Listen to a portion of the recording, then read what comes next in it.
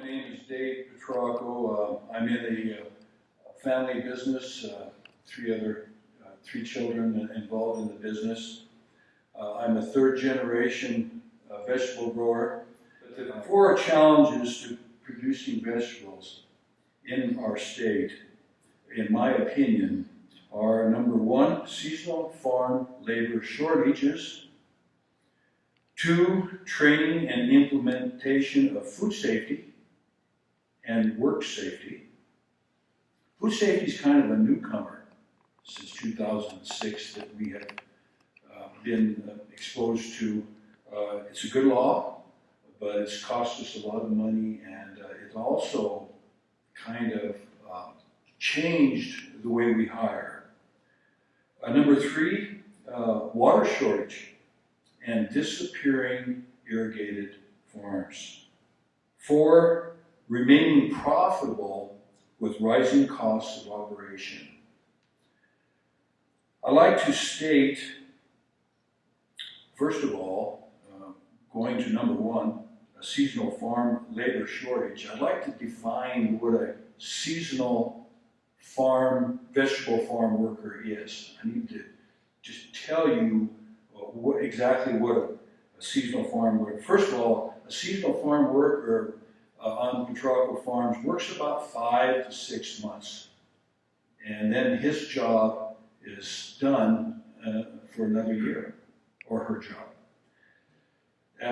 Seasonal farm labor shortage has really hit us hard, and we have struggled for about 5 years finding qualified seasonal farm labor.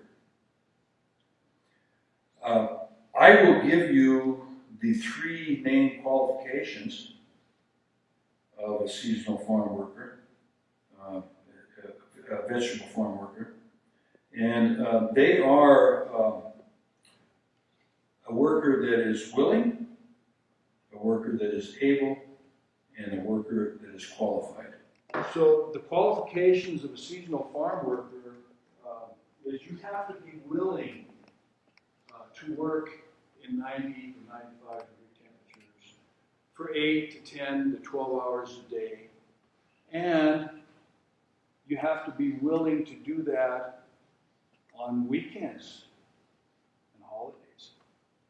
Sometimes I like to explain to people that being a farm worker, a seasonal vegetable farm worker, is kind of like being an athlete. You have to be in condition. And it is very true. It is absolutely true. And that's one of the common problems with the average citizen in our United States when he or she wants to do farm work, because you feel like, give me $20 an hour, by golly, I'll do it. Give me 25 and I'll do it, and I'll do it every day, and I'll do it all season long, and I'll do it 12 hours a day, and I'll even come on Sundays. Well, there comes the able.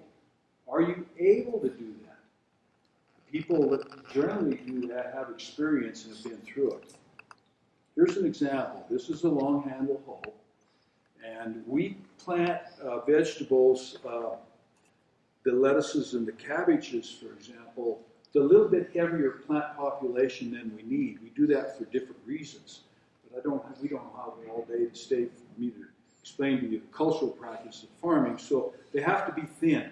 Cabbage has to be thin. So we're going to knock out several plants as we go, and then we're going to find some plants that have a double, two twins right next to each other. And you're not able to, if you're doing your job right, you're not able to get one of those plants out.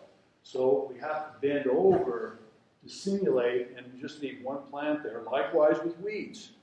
The weed next to the plant, unfortunately, that hoe would knock the cabbage out as well, so you have to stoop over. So we're getting into a specific area where you actually have to stoop over. We call that stoop labor. Willing and able. Two criteria. The last criteria that we utilize when we hire seasonal farm labor is, and this has to do with the new food safety regulation, you have to be qualified, meaning that our workers are trained. We actually have classes after the workers are trained, and that's the last step of being a final hiree. We put the people through rules and regulations and then testing for food safety. This is a disposable glove that the workers have to utilize when they harvest. This glove is put on during harvest, and once this glove comes off, the sanitary glove, once it comes off, it's disposed, cannot be utilized again. That's part of the food safety regulation. There's many rules that probably appear to be somewhat elementary, but you have to be able to learn all those rules. You also have to be able to read. And years ago, those weren't really really needed qualifications, but they are now.